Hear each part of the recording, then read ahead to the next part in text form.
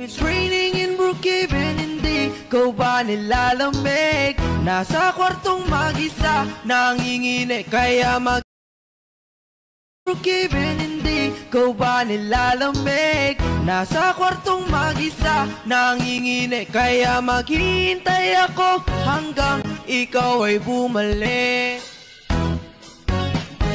Umuulan na naman, ano pa bang bago? Kaya naman maglaro na lang ng Roblox tayo.